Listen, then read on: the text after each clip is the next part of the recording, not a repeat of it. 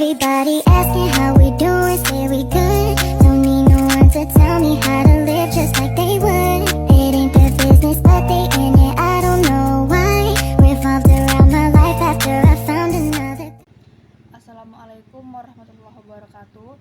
Perkenalkan, nama saya Vini Marcelina dengan NIM 123100085. Saya dari kelas 2C. Melalui video ini, saya akan menjelaskan tentang persoalan atau permasalahan yang dihadapi di dalam lembaga pendidikan, dan saya akan memberikan solusi yang dapat menyelesaikan dari persoalan atau permasalahan tersebut. Ada beberapa permasalahan yang sering kali dihadapi di dalam lembaga pendidikan. Yang pertama, kurangnya dana. Banyak lembaga pendidikan yang menghadapi keterbatasan dana untuk memenuhi kebutuhan infrastruktur, peralatan, dan fasilitas. Keterbatasan anggaran dari pemerintah atau sumber pendanaan lainnya. Lembaga pendidikan seringkali mengandalkan anggaran dari pemerintah atau semangat dari pihak lain untuk dapat membiayai operasional mereka. Namun, jumlah dana yang tersedia mungkin tidak mencukupi untuk memenuhi semua kebutuhan, terutama jika terjadi pemotongan anggaran atau peningkatan biaya. Selanjutnya yaitu biaya infrastruktur dan peralatan pembangunan dan pemeliharaan infrastruktur fisik seperti pembangunan sekolah, ruang kelas, perpustakaan, laboratorium, dan fasilitas olahraga yang sangat membutuhkan banyak sekali investasi. Selanjutnya, upah staf dan pengajar. Pembayaran gaji dan tunjangan untuk usaha pengajar dan pegawai administrasi juga membutuhkan dana yang cukup besar. Masalah yang kedua yaitu kurangnya fasilitas di dalam konteks lembaga pendidikan yang mencakup beberapa hal. Yang pertama, sekolah yang tidak memiliki ruang kelas yang cukup, gedung yang aman, atau fasilitas olahraga yang layak dapat mengganggu proses belajar mengajar. Yang kedua, kurangnya peralatan pembelajaran, misalnya laboratorium ilmu pengetahuan yang tidak lengkap atau tidak memadainya peralatan komputer untuk pembelajaran siswa. Yang ketiga, perpustakaan yang terbatas, yaitu keterbatasan koleksi buku atau akses terbatas ke sumber daya digital, juga dapat membatasi kemampuan siswa untuk melakukan penelitian dan belajar di luar kelas. Kurangnya fasilitas ini dapat menghambat kemampuan lembaga pendidikan untuk menyediakan lingkungan belajar secara optimal bagi seluruh peserta didik. Masalah yang ketiga yaitu kurangnya tenaga kerja di lembaga pendidikan yang dapat menjadi masalah serius dan inilah beberapa dampak. Yang pertama, kelas yang terlalu besar. Ketika jumlah guru atau staf pendidikan tidak mencukupi, maka kelas-kelas dapat menjadi terlalu besar.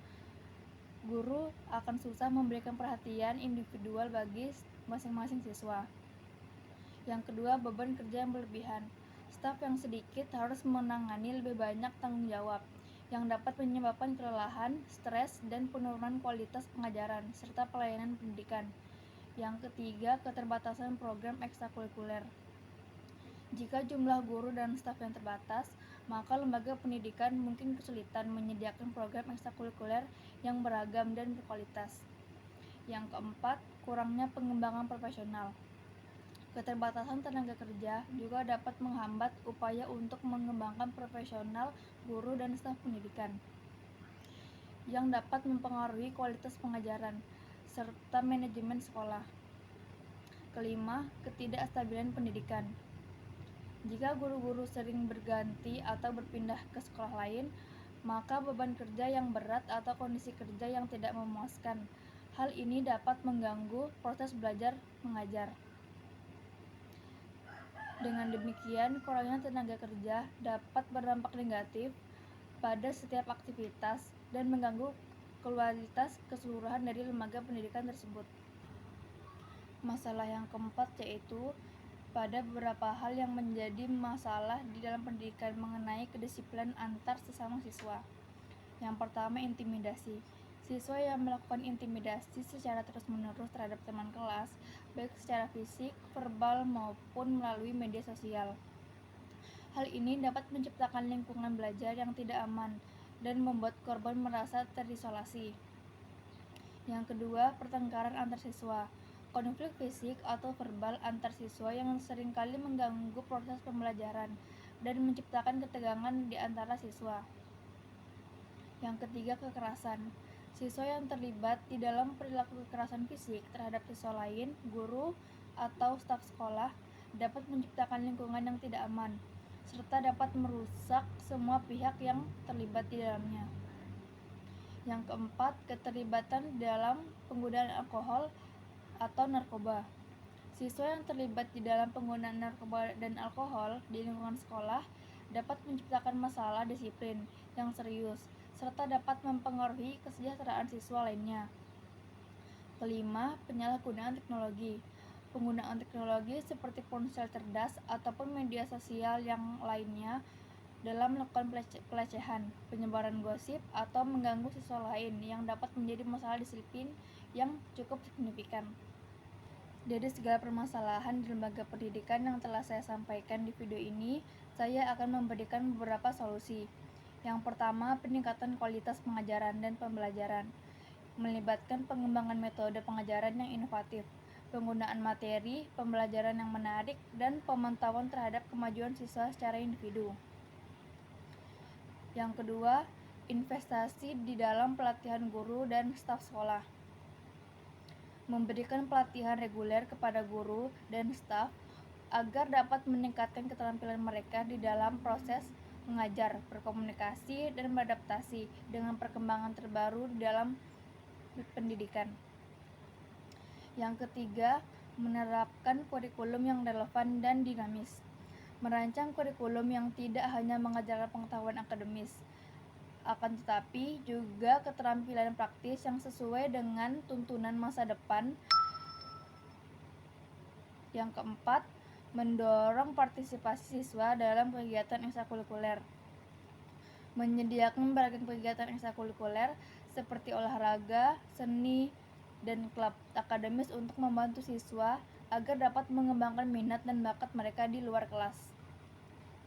Yang kelima, menggunakan teknologi pendidikan.